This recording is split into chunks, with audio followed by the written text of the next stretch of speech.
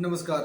उत्तर प्रदेश सरकार के द्वारा एक योजना चलाई जा रही है जिसे आप आकांक्षी नगर योजना या मुख्यमंत्री नगरीय फेलोशिप कार्यक्रम के नाम से भी उसे आप जानते हैं, जिसके तहत 100 कैंडिडेट को रोजगार देने का यहाँ पर अवसर प्रदान किया जा रहा है और उनका वेतन भी 40,000 होने वाला है और ये फुल टाइम जॉब है। लेकिन उसके तहत भी बहुत सारे लोगों का कुछ सवाल है। जिन लोगों ने हमसे कुछ सवाल किए हैं उनको हमने नोट किए हैं और उस सवाल में भी अगर आपका सवाल शामिल है तो ठीक है, अगर इसमें आपका सवाल शामिल नहीं है तो मेरे कमेंट बॉक्स में बताइए, हम आपके सवाल का जवाब ज़रूर देंगे। देखिए लोगों ने हमसे पूछा है कि पेट एग्ज़ाम ज़रूरी है या नहीं ज़रूरी है?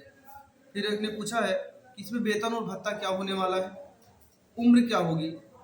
और अगर कोई व्यक्ति विकलांग है, क्योंकि यहाँ पर यात्रा भी करनी होगी, अगर वो विकलांग है तो यात्रा कैसे करेगा? तो फॉर्म को ऑनलाइन कर सकता है या नहीं कर सकता है? वो भी बहुत जानना ज़रूरी है। और यहाँ पर मुझे कार्य क्या करना होगा? अगर मेरा सिलेक्शन हो जाता है तो कार्य क्या करना होगा? और सबसे बड़ी बात है कि सिलेक्शन का प्रोसेस क्या होगा? कोई एग्ज़ाम देना होगा, सिर्फ इंटरव्यू बेस पे होगा या फिर मेरिट के बेस पे होगा? ये सभी सवालों के जवाब हम आपको इस वीडियो में बताने वाले हैं और वीडियो में लगातार जरूर बने रहिएगा।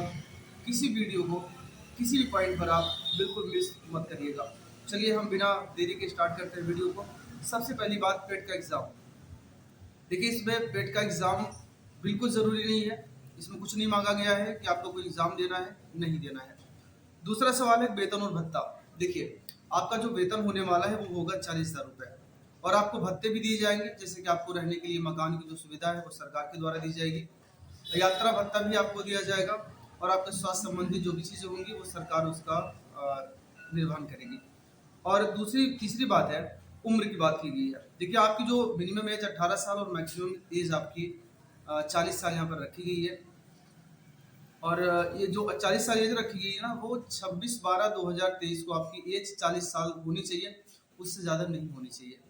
और यहाँ पर अगर आप बात करें कि छूट की, तो आपको एज में किसी प्रकार की कोई छूट आपको नहीं दी गई है, ठीक है ना। और सिर्फ 40 साल, चाहे वो जनरल हो, ओबीसी हो, एसटी हो। और इसमें जो चौथा पॉइंट है वो है डिसएबिलिटी की। अगर आप विकलांग हैं तो आप बिल्कुल फॉर्म डाल सकते हैं, लेकिन बस इसमें शर्त ये रखी गई है कि अगर आप विकलांग हैं आपके पास सर्टिफिकेट होना जरूरी है। उस सर्टिफिकेट को आपको फॉर्म ऑनलाइन करते वक्त आपको उसको अपलोड करना होगा और वो डॉक्यूमेंट फोटो कॉपी नहीं बल्कि ओरिजिनल आपको अपलोड करना होगा, ठीक है ना। और जो हमारा पांचवा सवाल है वो है कार्य का। देखिए भारत सरकार के द्वारा या उत्तर प्रदेश सरकार के द्वारा बहुत सारी योजनाएं चलाई जाती हैं, जैसे कि स्वास्थ्य है, शिक्षा है, उससे संबंधित कार्यक्रम चलाए जाएंगे। तो उसको आपको नगरीय क्षेत्रों में जाकर आपको लोगों को जागरूक करना होगा और उसके बारे में आपको जानकारियां देनी होगी लोगों को। और अपनी सुरक्षा खुद कैसे करें वो भी आपको लोगों को बताना होगा। और साथ ही साथ जैसे कि कोई बिजनेस कर रहा है, उस बिजनेस में आप बढ़ोतरी कैसे करेंगे वो भी आपको उन लोगों को जाकर बताना होगा। तो आप अपनी इनकम कैसे बढ़ा सकते हैं। तो उत्तर प्रदेश सरकार जो भी योजना निकालेगी, और ये जो योजना चलाई जा रही है ना, वो है आपका नगर विकास विभाग के तहत आपकी योजना चलाई जाएगी, ठीक है ना। तो आपको जो कार्य करना होगा, इसी प्रकार से आपको कार्य करना होगा। आपको टास्क दिया जाएगा, उस टास्क को लोगों तक पहुंचाना होगा और ऐसे फिर आपको पर मंथ आपको 40,000 का वेतन वहां पर आपको दिया जाएगा। तो ये सवाल है। और सबसे जो मेरा लास्ट सवाल है लोगों का वो है सिलेक्शन का प्रोसेस क्या होगा।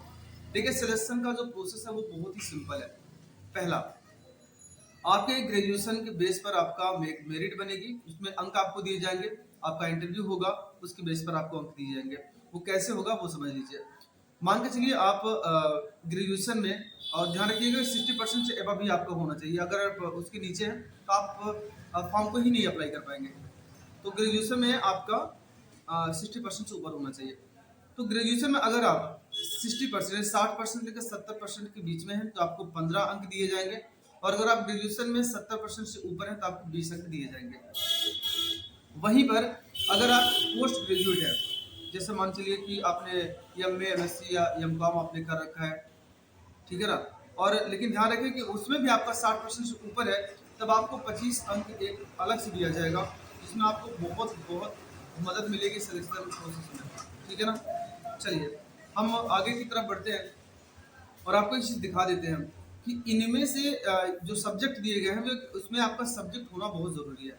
अगर उनमें से आपका सब्जेक्ट नहीं है तो आप अपना उसमें फेलोशिप में भाग नहीं ले पाओगे। देखिए ज़रा यहाँ पर दिया गया है, मैं आपको एक बार दिखा देता हूँ। यहाँ पर PDF नोटिफिकेशन में है, ये देखिए यानी कि आपका जो सब्जेक्ट है वो शहरी नियोजन, शहरी डिजाइन, शहरी विकास, वास्तुकला इसमें दिए गए हैं। इंजीनियरिंग, भूगोल, पर्यावरण, जलवायु, स्वास्थ्य, स्वच्छता, पोषण, ऊर्जा, कौशल, उद्यमिता, ऐसे बहुत सारे जो है ना वो इसमें होने चाहिए। और यानी ये जो सब्जेक्ट आपको दिखाई दे रहा है स्क्रीन पर ना, ये सब्जेक्ट आपके सब्जेक्ट में शामिल होना चाहिए, यानी आप उसको पढ़े हो, सही है ना। किसी भी स्नातक की डिग्री आपने की हो, लेकिन ये सब्जेक्ट उसमें शामिल होना चाहिए। अब वरीयता की हम बात करें अगर ना, तो वरीयता उन लोगों को दी जाएगी जिनके पास कंप्यूटर की नॉलेज है, सही है ना। कंप्यूटर दक्षता होनी चाहिए उनके अंदर, तो उनको वरीयता दी जा सकती है, दी जाएगी ऐसा कंफर्म नहीं किया गया है, दी जा सकती है ऐसा उन्होंने कहा है। तो देखिए इनमें दो लोगों का लाभ मिलेगा। जो लोग पोस्ट ग्रेजुएट है उनको 25 अंक वो अलग से दिया जाएगा। साथ ही साथ अगर उनके पास कंप्यूटर की कोई भी डिग्री है, चाहे वो डिग्री हो चाहे डिप्लोमा हो, तो उनको भी वरीयता वहां पर मिलने वाली है। अगर आप कंप्यूटर सर्टिफिकेट या कंप्यूटर सीखना चाहते हैं तो आप हमसे संपर्क कर सकते हैं। वीडियो देखने के लिए आपका बहुत बहुत धन्यवाद। आपका दिन शुभ हो। आ जाओ बताओ।